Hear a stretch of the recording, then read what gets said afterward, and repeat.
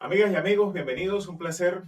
Iniciamos de esta manera claves para la transición. Yo soy Miguel Ángel Puentes. Este es un espacio en el que vamos a abordar bajo el formato de podcast las conversaciones urgentes y necesarias sobre este proceso en el que el destino de Venezuela, bajo una nueva etapa política que está marcada necesariamente por la incertidumbre, pero también por la participación de agentes externos, nos lleva a analizar el futuro dentro de lo inmediato y a largo plazo de lo que está ocurriendo. Para analizar esos aspectos es necesario establecer algunos elementos importantes, pero qué duda cabe de que también es necesario estar con los elementos, los individuos y los profesionales que puedan abordar esta interesante y compleja realidad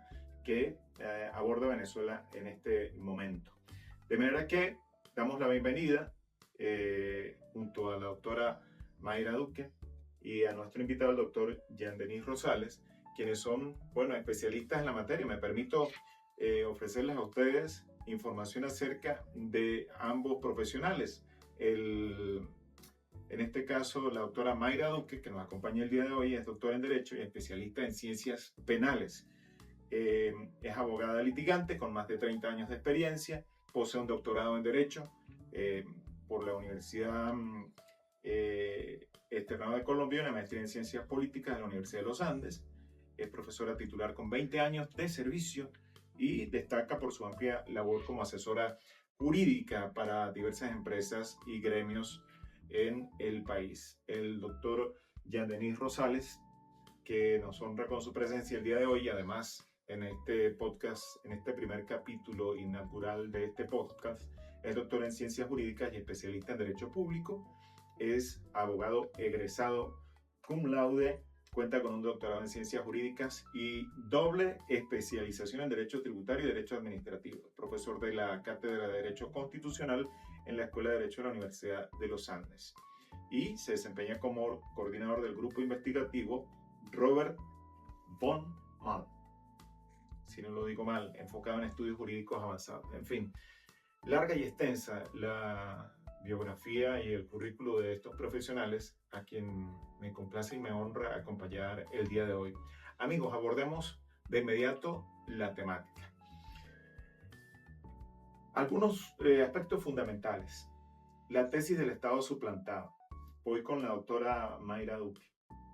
Hay un planteamiento acerca de que el derecho debe entenderse como un sistema y que hay dentro de este sistema democrático venezolano una suplantación de los poderes. ¿Cómo funciona esta tesis? ¿Es realmente posible demostrar que tenemos un Estado suplantado? ¿En qué se basa su tesis con respecto a eso?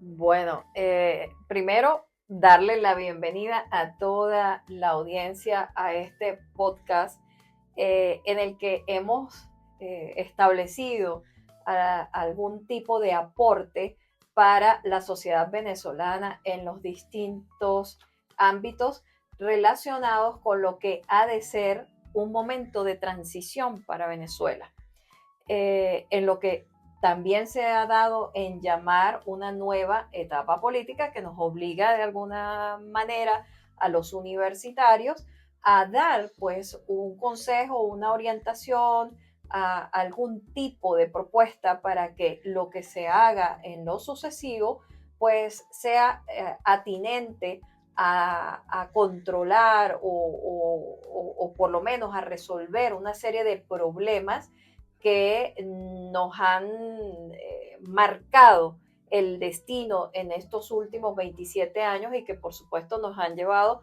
a este punto y nos han llevado a marcar una diferencia con relación a actuaciones previas y lo que debe ser en el futuro.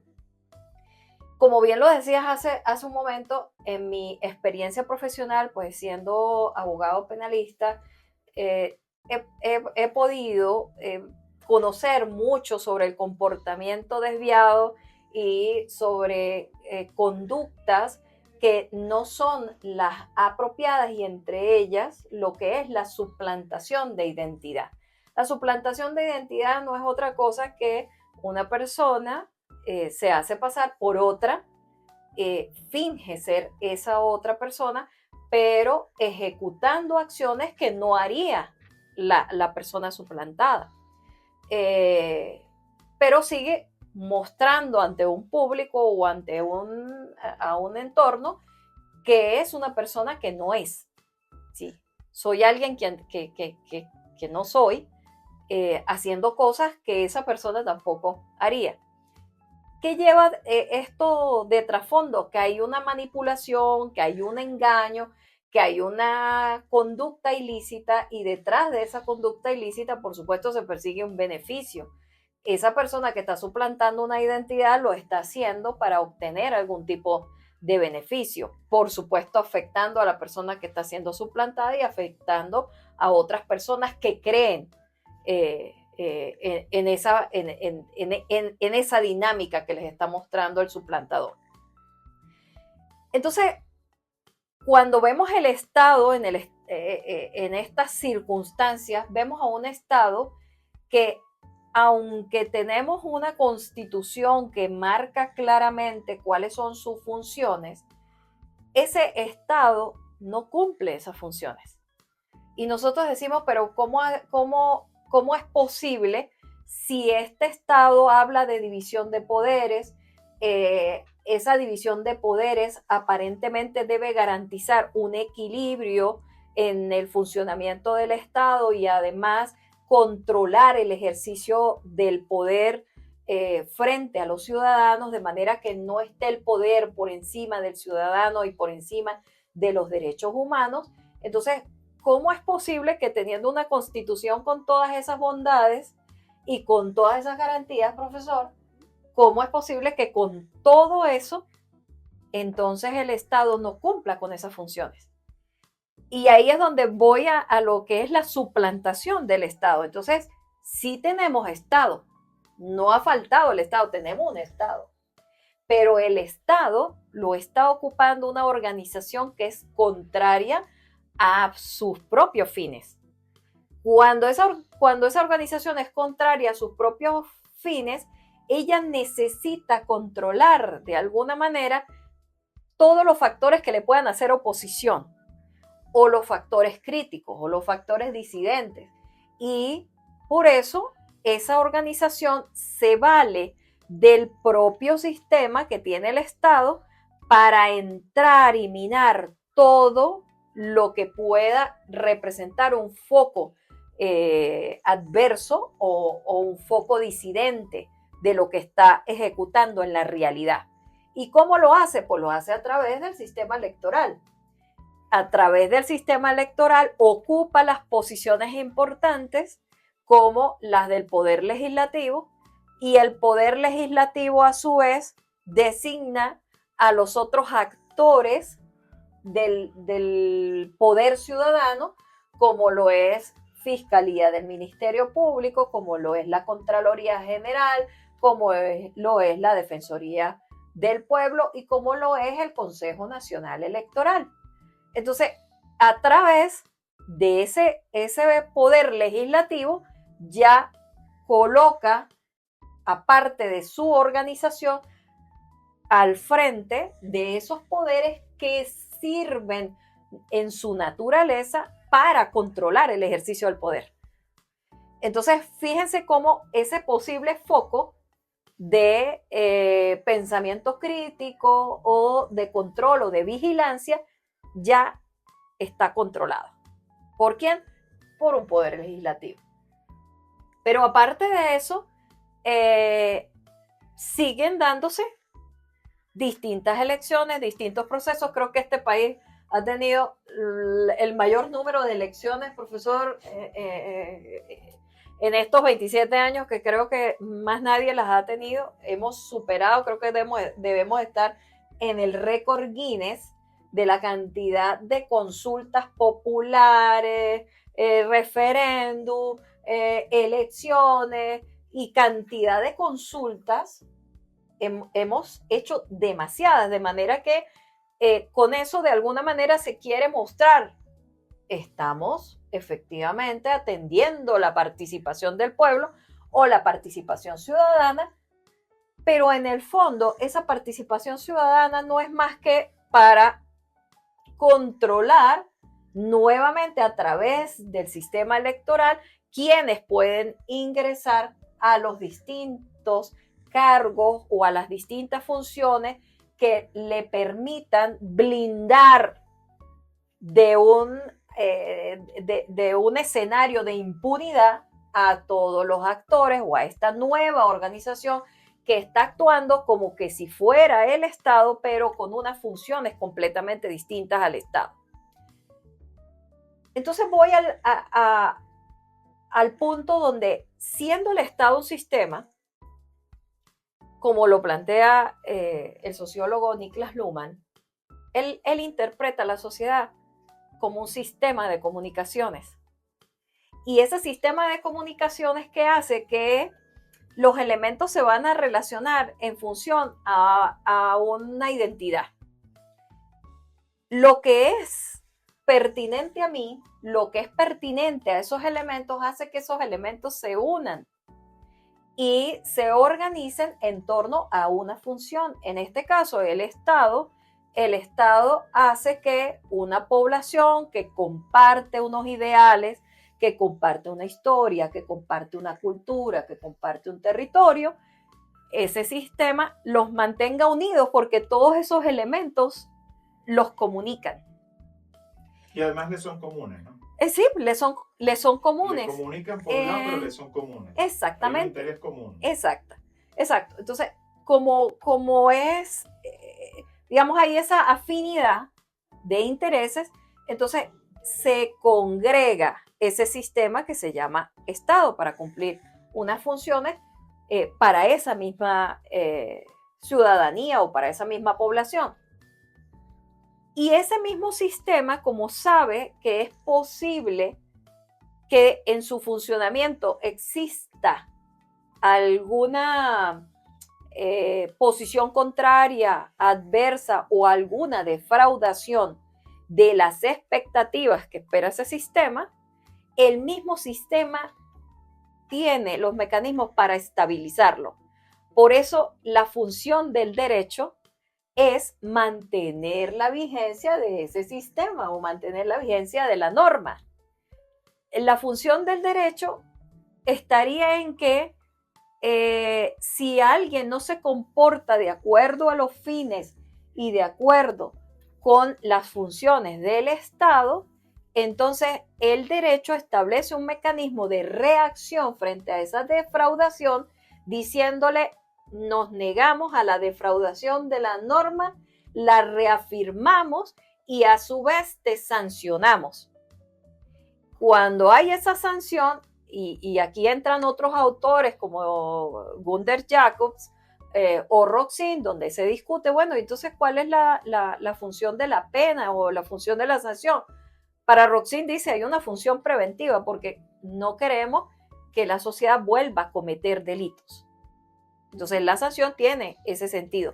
Para Jacobs no es tan importante que se persiga individualmente que esa persona que ha entrado en conflicto con la ley penal no vuelva a delinquir. Lo que interesa es mantener ese sistema.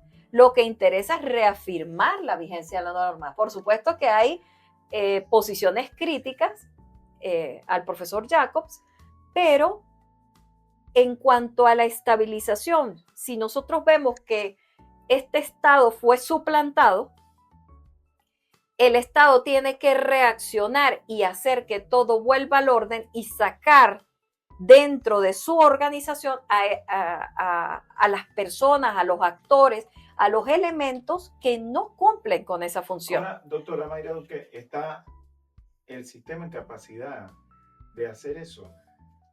Es complejo. Y aquí vamos a retroceder un poquito la película y nos vamos a ubicar en la época post-nazi.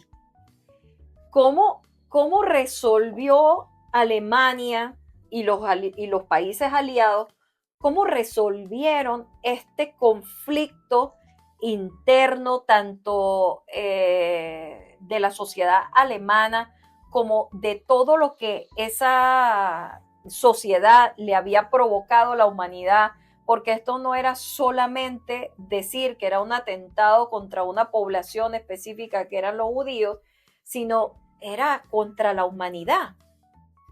Entonces, había necesidad de atender muchas cosas en ese momento en un país que además... Digamos que estamos frente a un ejemplo, en ese caso histórico, pareciera, de la suplantación sí, pareciera, del Estado, de las instituciones. Recordemos que Alemania quedó destruida económicamente, pero no solamente económicamente, estaba destruida moralmente, ideológicamente.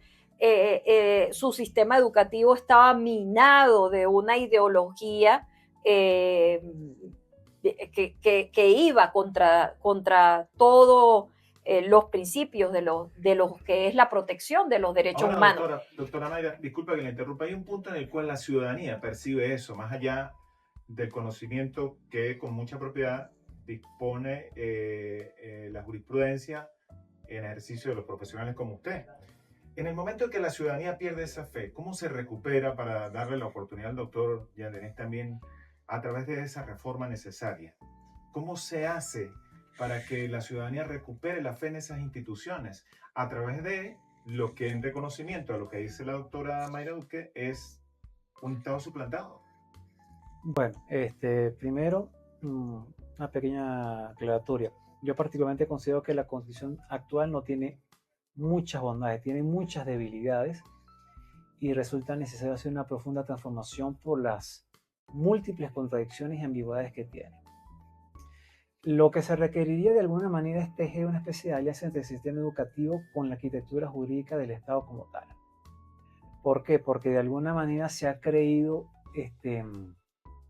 que cualquiera puede ocupar un cargo representativo, cualquiera puede ocupar un cargo de funcionario, cualquiera puede contratar como obrero o como empleado de alguna institución, ¿no? De alguna manera hay que ser un poco más selectivo y sobre todo, además de ser más selectivo, pues de alguna manera condicionar a tiempos más reducidos el ejercicio de esos cargos representativos como son el cargo de presidente, el cargo de gobernador, el cargo de alcalde, diputado, concejal.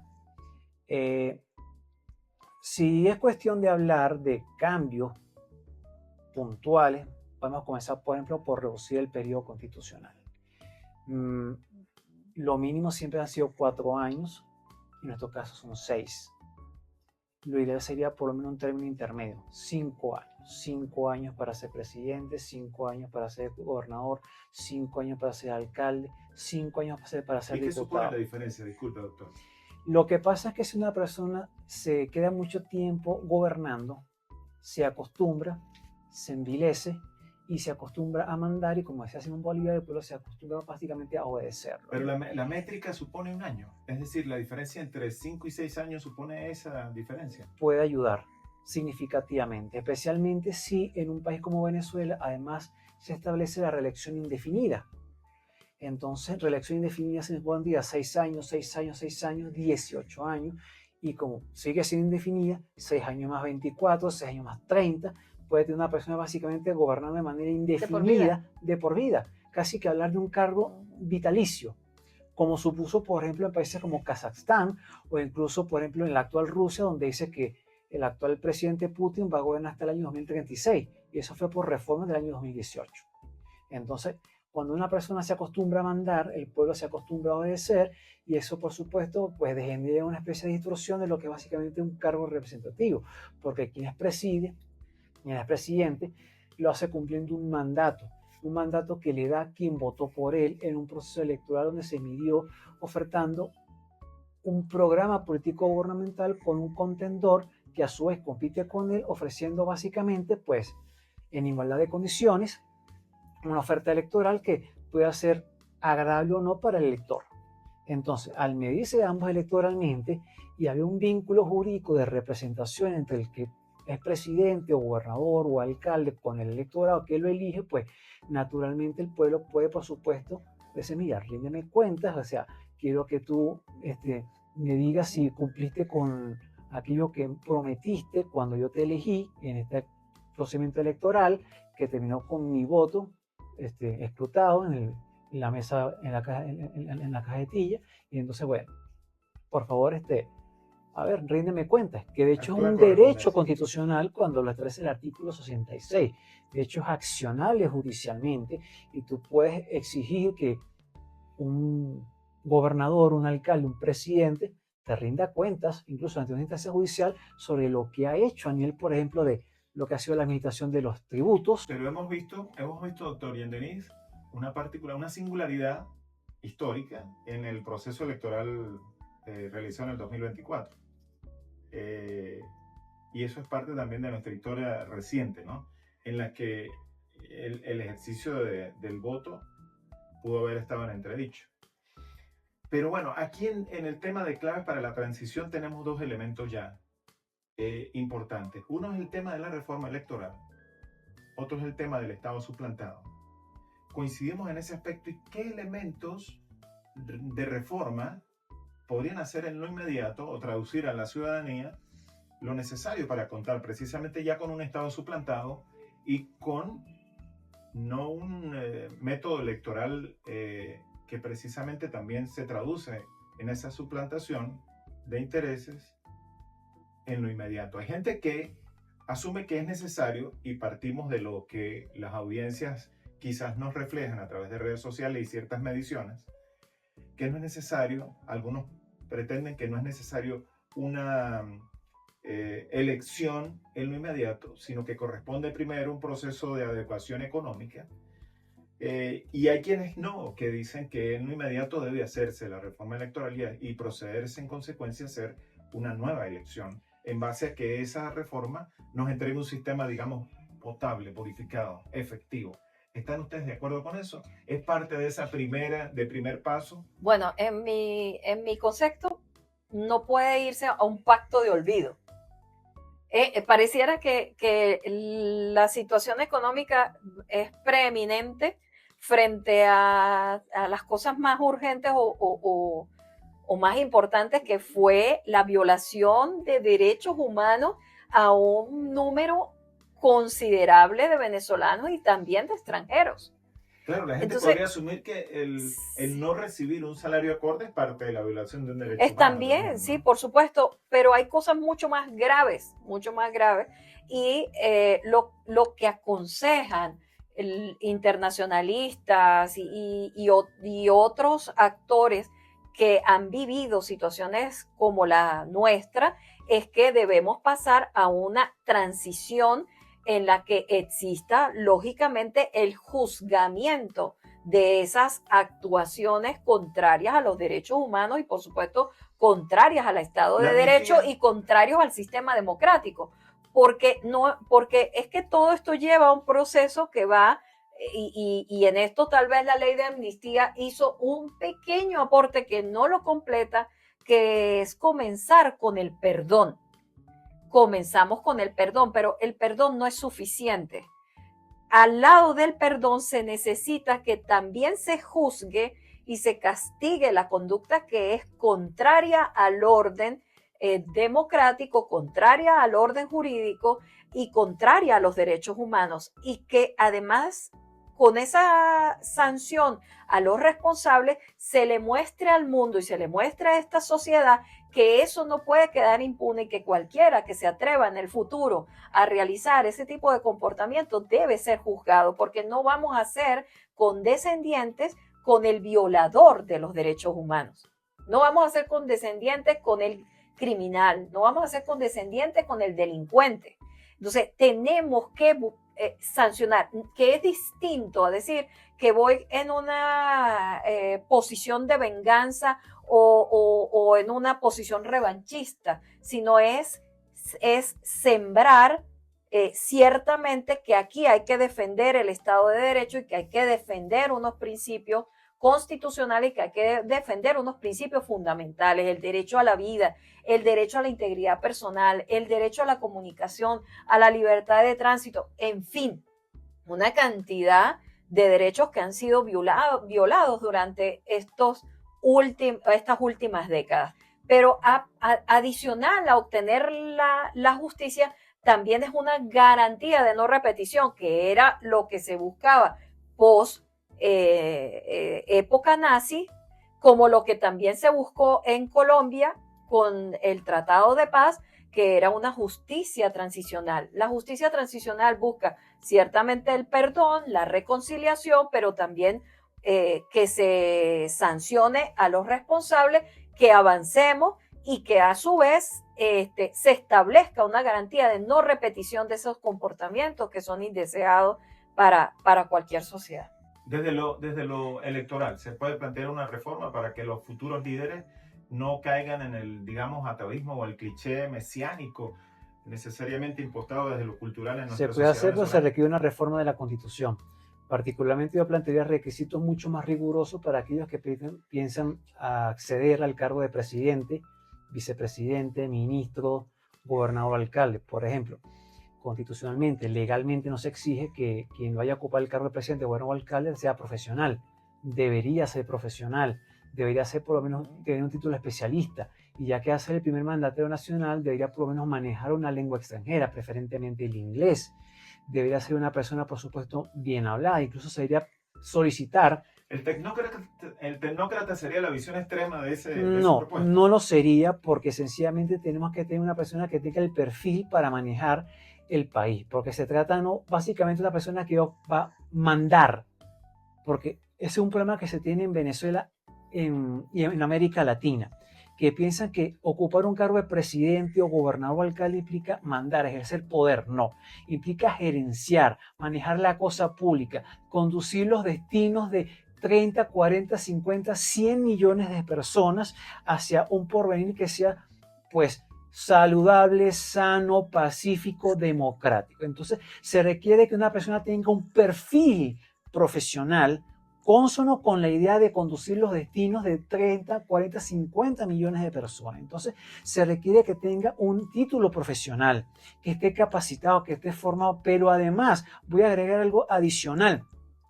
Se requeriría necesariamente un informe médico, incluso psicológico, que demuestre que la persona se encuentra en sus cabales, porque no puede ser que llegue cualquier persona con de repente delirios mesiánicos, tipo por ejemplo Adolfo Hitler, que se creía el máximo gendarme, el líder, que podía dirigir las masas y plantear cuanta idea sencillamente se le pareciera, pues de alguna manera propicia para conducir un país, como por ejemplo, los culpables son los judíos, hay que matar a los judíos, matar a los gitanos, con ese momentico, o sea, estás atribuyendo un problema que es multifactorial a un grupo étnico en particular, de una sociedad que de repente no tiene ni culpa. Entonces, se decía básicamente responsabilizar, imputar una culpa que es multifactorial a un grupo específico de personas. Eso es, cuando tú te pones a ver, en términos actuales, implica básicamente hablar de un delito de odio. Entonces, una persona que va a gobernar desde el odio a todo un grupo de personas, cuando tiene que gobernar para todos y no por un grupo en particular, entonces denota prácticamente que es una persona sectarista. Y tú no puedes gobernar desde el sectarismo, sino desde la globalidad de satisfacer intereses de todo el colectivo que tú vas a conducir como líder de esa nación. Clave para la transición busca explorar un poco estas temáticas, ¿no? Desde lo profesional, evidentemente, ¿no? Las señales que la misma sociedad nos da podrían referenciarnos ejemplos al respecto. Y es que nuestra sociedad latinoamericana, venezolana, ha creído en ese mesianismo, ¿no? Quizás por figuras avasallantes, extraordinarias, nuestros libertadores, y en medio de eso, algunas figuras que descollan también esa histórica nuestra, que es relativa según lo que he podido ver y según lo que ha querido deconstruirse interesantemente en los últimos años, porque yo he visto, valga el paréntesis, una intención destructiva de la historia vinculada a Bolívar, ¿no?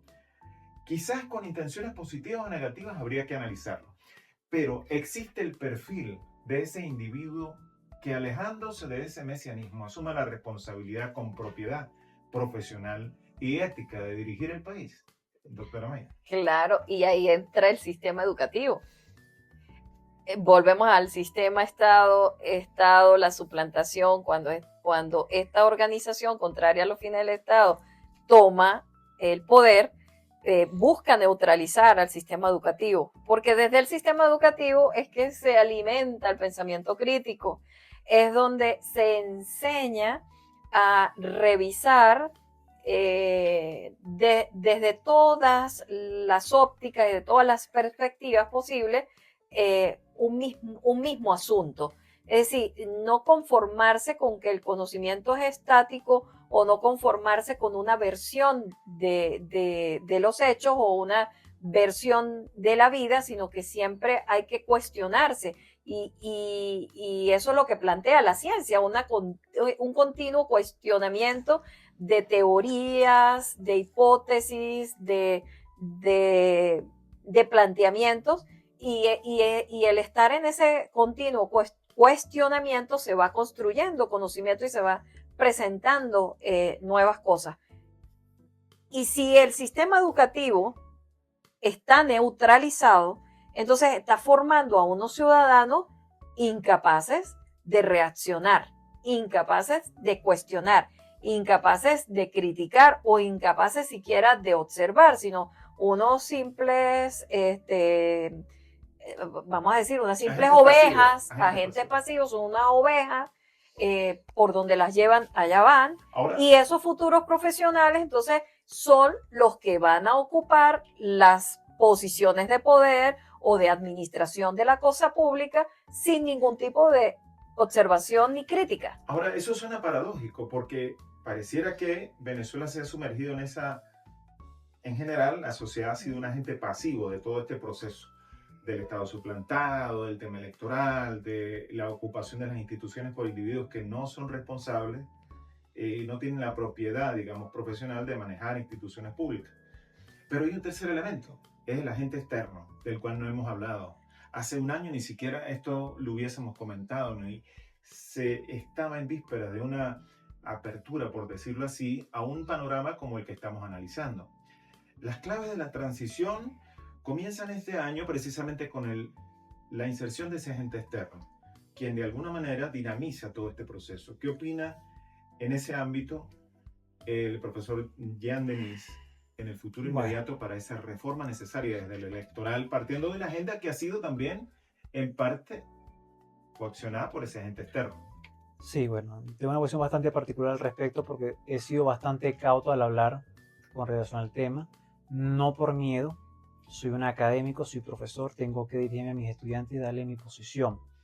Pero no lo digo porque sencillamente sea una cuestión de miedo o no, sino porque sencillamente nos encontramos en un terreno políticamente movedizo, incierto, no hay certeza de nada, esto apenas está comenzando. Los primeros días no se encontraba forma de decir por dónde van las cosas, cuáles son los lineamientos, las directrices, cuál es el procedimiento que vamos a seguir. Al contrario, hemos visto más bien los últimos meses que ha ido cobrando un poco forma todo esto.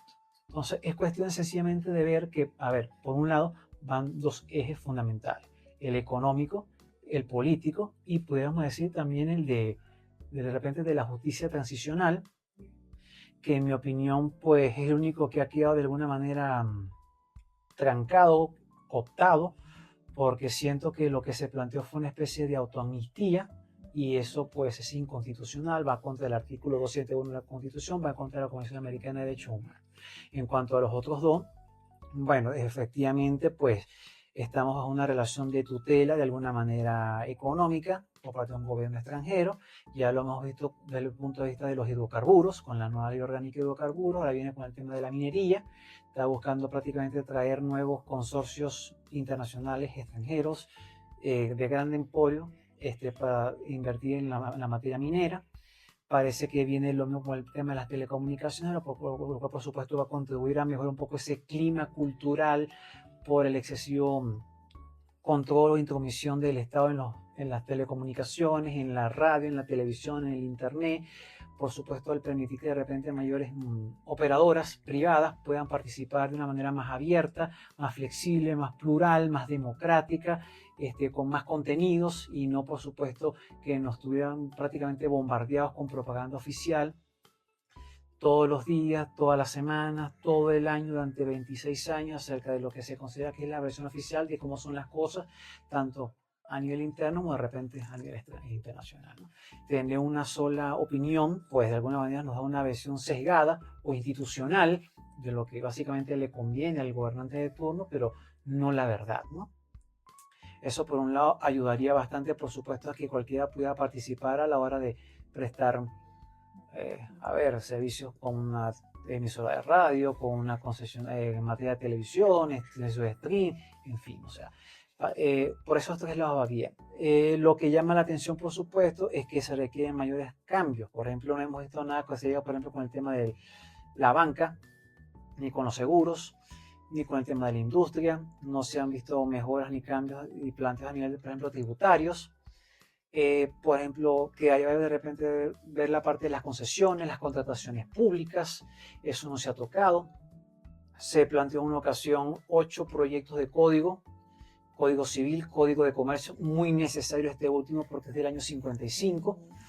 El código penal, pues básicamente es el mismo del 27, pero con una reforma muy puntual del año 2005, donde básicamente de manera muy desordenada se vino el presidio, pero entonces se mantuvo también para ciertos delitos. Entonces, bueno, en fin, Mayra puede La explicar. ley del trabajo, la ley orgánica La del ley trabajo. orgánica del trabajo, que por que supuesto... parece ser clave para el tema de la Mira, reforma la ley salarial, ¿no? orgánica del trabajo es fundamental. Y la inversión siempre. también. La ley orgánica del trabajo es importante, como también la ley de tierras, que por cierto ya se tiene también un cambio a la ley de tierras. Esas dos leyes son importantes porque no puedes pretender mejorar económicamente el entorno de inversión en Venezuela si tú no modificas los términos de contratación y de reclutamiento de masas laborales en el sector público y en el sector privado. Ahora, yo quiero dibujar desde lo que hemos conversado en este espacio de claves para la transición, esta membrana compleja sobre las cuales subyacen interrelaciones importantes, ¿no? Porque empezamos hablando del Estado suplantado, vamos al tema electoral, y han sido las dos propuestas fundamentales, pero fíjense cómo se bifurcan y se interconectan con otros escenarios complejos, sin duda alguna. Sí, pero interactúan. Sí, se nutren. Ajá, pero entonces, el Estado suplantado es ahora un Estado resuplantado por la injerencia de un agente externo. ¿Y hasta qué punto eso posibilita ese cambio tan necesario que, bueno, entre otras cosas, esta herramienta comunicacional, esta propuesta de claves de transición busca dilucidar? Seguimos suplantados. Ahora más que no sé, no. Hay una Seguimos suplantados porque... Sí lo puede haber, y te voy a decir por qué. Te puedo poner el caso de Bosnia y Herzegovina. Bosnia en el 95 pasó por un cierre de un conflicto armado bastante cruento que pasó por una limpieza étnica. Cuando vino la Constitución de 1925, básicamente fundamentada en los acuerdos de Dayton de noviembre del año pasado, del 94, pues vino una Constitución donde constitucionalmente se colocó una especie de tutela constitucional. Tú veías, por ejemplo, como el Banco Central estaba conformado por miembros del Banco Mundial.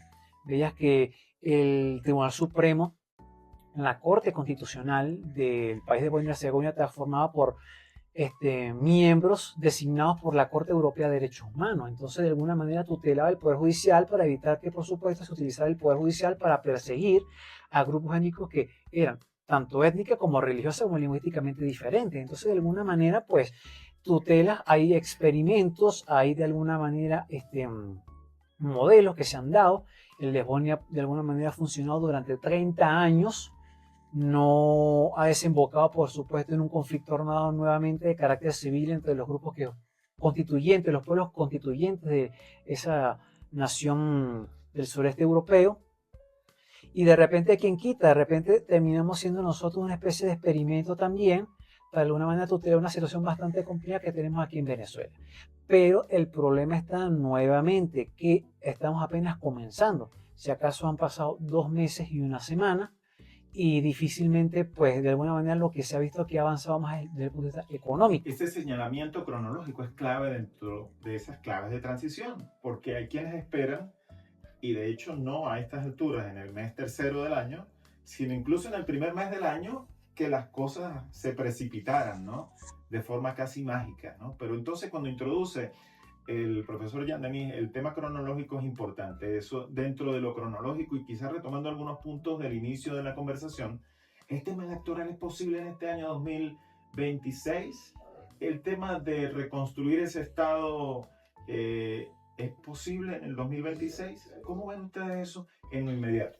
Yo creo que primero se tienen que crear las condiciones económicas, políticas y sociales necesarias para mejorar el ámbito de competencia electoral entre candidatos. De lo contrario va a pasar que se distorsione un poco el procedimiento electoral entre los que pueden ser los candidatos. Y sobre todo que hay que darle también una especie de entorno de desahogo al electorado para que vea mejoradas las condiciones económicas, salariales y por supuesto psicológicas, porque, a ver, no soy psicólogo, pero he escuchado y he leído mucho al respecto, pero sé que en Venezuela existe un burnout masivo, colectivo, tenemos una sociedad completamente quemada por las condiciones infrahumanas que nos ha tocado vivir en materia laboral, en materia económica, el rebusque, buscar por aquí, por allá, solucionar. Ha sido bastante difícil para el venezolano acostumbrarse a esta situación porque siempre hemos estado viviendo de una manera cómoda. Así fue básicamente la democracia puntofijista y de repente los últimos 10, 11, 12 años han sido tan movidos de estrés, de ansiedad, de corre, de no dormir, de rebuscarse por aquí, solucionar, porque no la hemos tenido nada fácil. Entonces eso de alguna manera ha puesto en estado de alerta al venezolano y de alguna manera el venezolano quiere de alguna manera como decir, ya, quiero como que desahogar. Es decir, que lo cronológico afecta también la capacidad de poder creer, sí, evidentemente, en un cambio y además promoverlo. Doctora Maya. Sí, pero es importante desde ya adentrarse en todo lo que debe ser transitar hacia una nueva etapa política de Venezuela. Digamos que cuando se anuncia que estamos en una nueva etapa política, es simplemente la apertura a ese proceso. No quiere decir que estemos en la nueva etapa, no es la nueva etapa, estamos simplemente abonando. Transicionando. Exacto, abonando cosas para que lleguemos a esa nueva posición del Estado y la nueva posición de Venezuela. Pero desde ya, todos tenemos que involucrarnos en la transición, en cómo es que nos vamos a entender, nos vamos a comunicar y vamos a definir el Estado que queremos y cómo vamos a definir nuestras relaciones en el futuro. Entonces, eso hay que abordarlo desde ya. Pero pareciera que esa transición es la transición de una transición.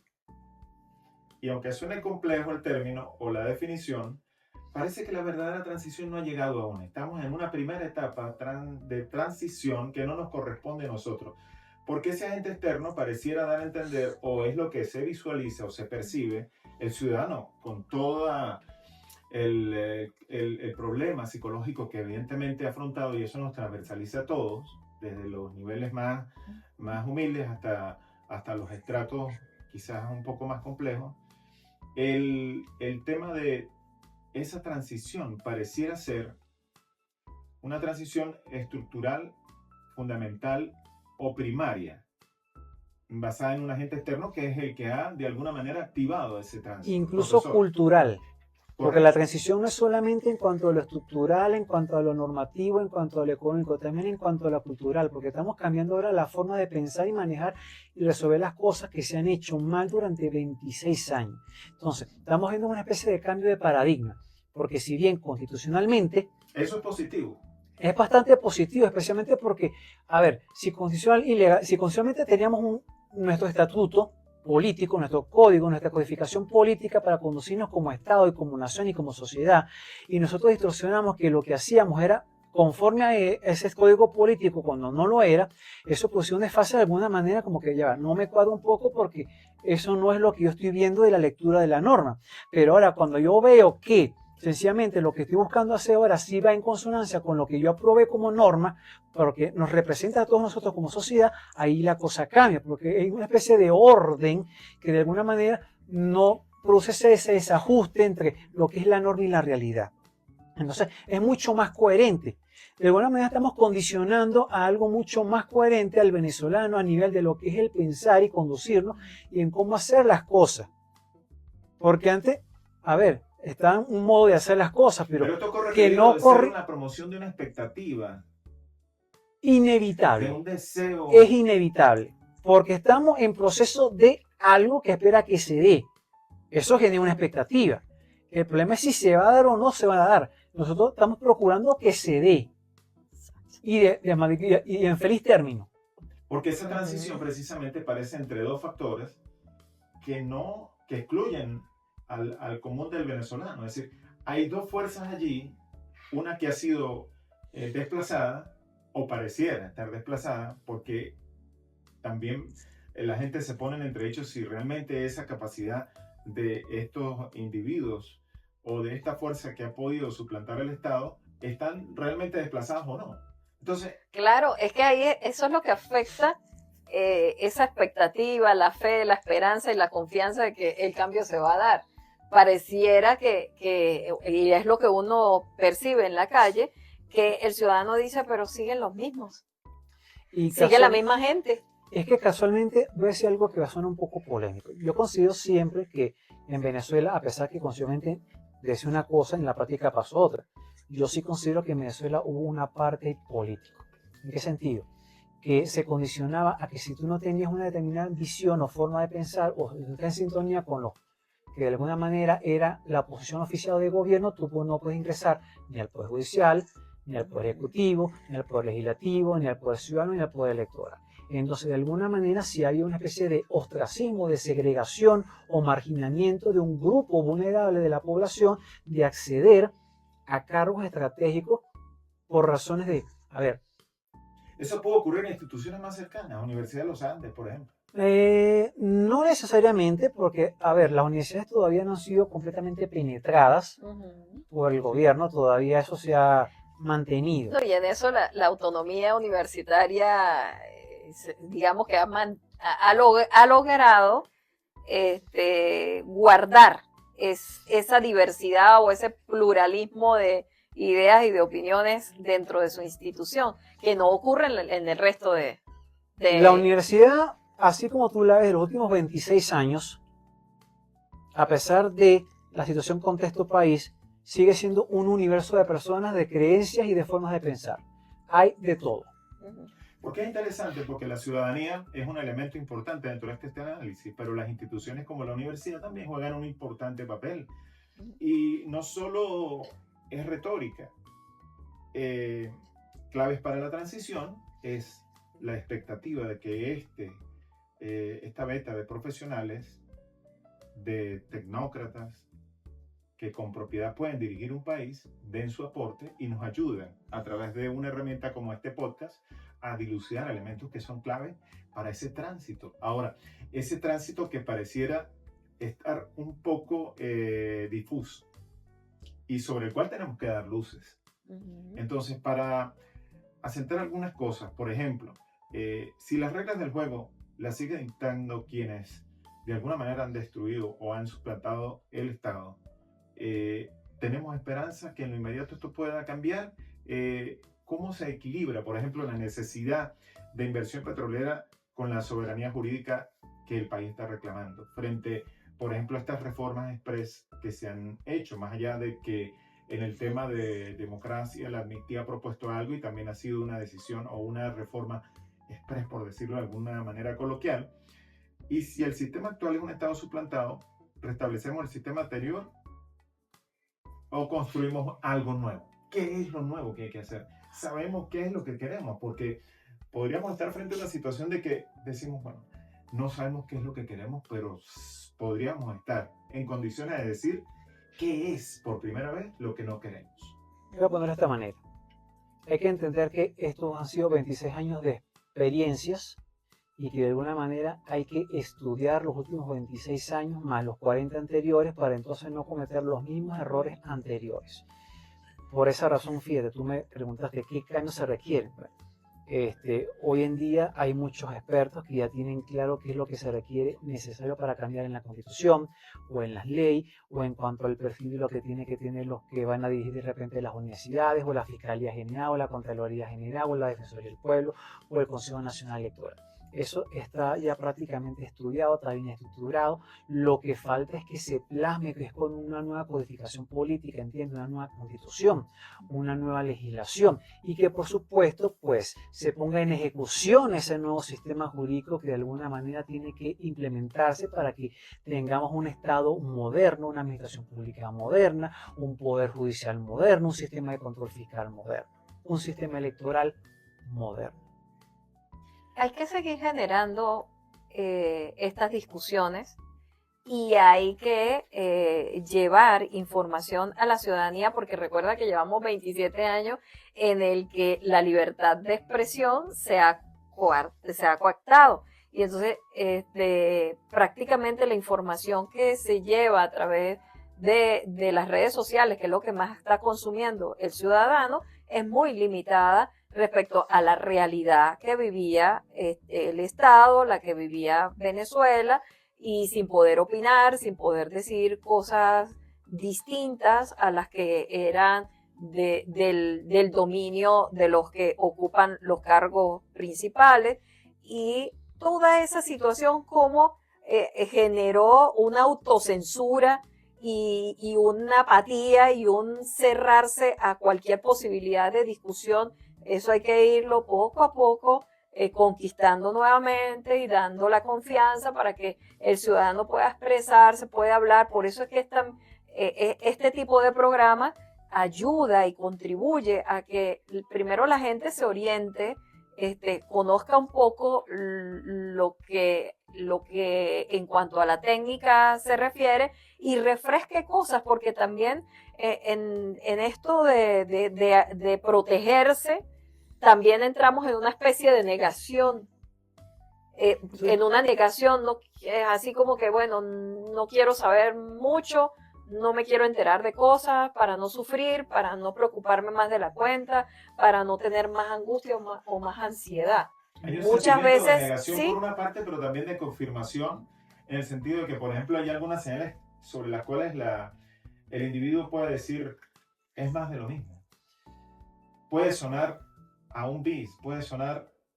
Puede sonar de todo un poco, Sí, porque sí. primero, como te digo, primero el escenario no está claro y cada quien va desde su visión, de su óptica, a verlo de una manera completamente diferente. Algunos de repente les da igual, otros dicen es más de lo mismo, otros dicen esto es como el interinato, esto de repente dice, o sea, pueden decir cualquier cosa, pero depende de cada quien. Lo que hay que ser sencillamente es paciente sí. y esperar que las cosas se vayan dando de manera paulatina, lenta, continuada y por supuesto, pues, a ver, ir por supuesto cada quien colocando su parte, trabajando lo que le corresponde.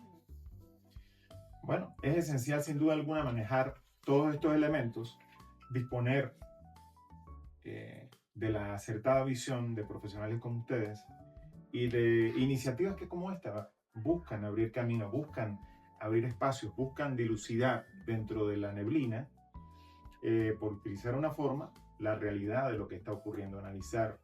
Y no es fácil porque precisamente estos elementos sobre los cuales ustedes dan luces en este primer podcast de Claves para la Transición es complejo, multifactorial, hay elementos cronológicos importantes, rescatando algunos elementos de los que hemos venido hablando, hay unos términos jurídicos, hay unos términos económicos, hay todo un universo de elementos complejos allí que necesariamente cuentan o necesitan del abordaje profesional, del abordaje comunicacional, del abordaje cultural.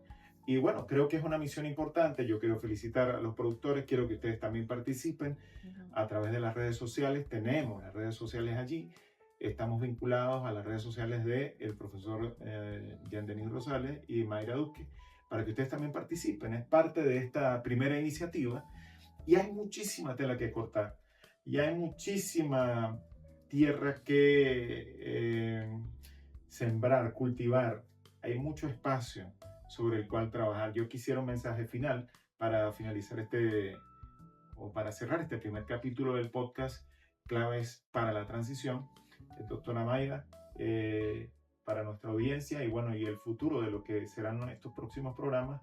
Al doctor también, Jean Denis, felicitarlo, agradecerle su participación y que seguramente también será parte de este conjunto de profesionales, de profesores y que nos pueden dar luces sobre algunos elementos importantes. Conclusiones. Sí. Bueno, Venezuela es un gran país y merece vivir mejor, estar en una situación mucho más óptima que la que tenemos en este momento, y el llamado es a que todos pongamos nuestro granito de arena para que Venezuela transite hacia la prosperidad, hacia el desarrollo, hacia un mejor vivir para todos. Urgente alfabetización sobre estos temas. Sí, claro, claro. Para lograr identificar Así es. Elementos como el Estado suplantado y lo que supone como, para el ciudadano en su responsabilidad. Así es la responsabilidad compartida. Y creo que en este momento ya la población ha entendido que no puede delegar, que hay cosas que no puede delegar, que tiene que participar. Obligatoriamente. Que tiene que participar. No puede dejar que otros asuman el papel protagónico, porque si no se van a ver desplazados por la misma inercia de la persona de autoexcluirse el proceso de incorporación en la toma de decisiones de la vida política nacional. Entonces es imposible que se mantenga al margen, se autoexcluya. O sea, es necesario que sea un actor protagónico dentro del acontecer nacional, tanto gubernamental como económico, civil, religioso. O sea, tiene que incorporarse, no puede autoexcluirse. ¿Es necesario aprender a votar o aprender a elegir? Mira, te voy a decir una cosa, yo creo que el venezolano sí sabe votar, pero desafortunadamente, bueno, de alguna manera lo que ha pasado en 26 años con el tema de las elecciones, donde hemos visto, bueno, distorsiones del sistema electoral, con el tema de la totalización y más después lo que pasó en las últimas elecciones, pues yo creo que el venezolano sabe votar. De repente no votó bien en el 98, engañado un poco por el tema de el canto de sirena del ciudadano, que por supuesto ya no está con nosotros, pero después de eso la gente creo que aprendió, pero el sistema fue tan corrompido y tan pervertido que distorsionó completamente el resultado, y por eso tuvimos prácticamente 27 años que, bueno, que de alguna manera nos estuvieron desprogramando para programarnos de una manera diferente y hacernos, en vez de ciudadanos libres, críticos y reflexivos, en súbditos obedientes y serviles, que de alguna manera no discutían ni objetaban ni se oponían a cualquier tipo de decisión que venía del gobierno o del partido oficial, porque sencillamente eso es lo que es y punto, cosa que no debería ser. O sea, en un país de primer mundo, pues hay partidos políticos y hay opiniones y hay criterios, pero la gente tiene para escoger y escoge lo que no le parezca. Existe oferta, hay diversidad. En lo que hemos visto básicamente los últimos 27 años aquí en Venezuela ha sido una forma de pensar donde es sí o sí por este lado y no tienes otra. Entonces tú quieres otras alternativas y no te quieren dar esa opción, cosa que no debería ser. Muchísimas gracias, profesor Yandenis Rosales, por estar con nosotros. Gracias a la doctora Mayra Duque también por esta iniciativa. Gracias por incluirme. Amigos, a ustedes, gracias por estar con nosotros. Participen, promuevan también y propongan temas importantes e interesantes que sean de su interés. Entendemos nosotros que son temas de interés y estaremos también generando esa agenda necesaria en la que expertos y profesionales en las distintas áreas puedan brindarnos herramientas asertivas sobre lo que es el abordaje de este tema, tanto desde las instituciones, las fuerzas vivas del país, pero también desde nuestro hogar, desde nuestra participación ciudadana, que es necesario retomar para abordar esos espacios sobre los cuales hemos hablado acá. Muchísimas gracias, claves para la transición. Síganos en las redes y muy pronto con nuevos capítulos y nuevas temáticas.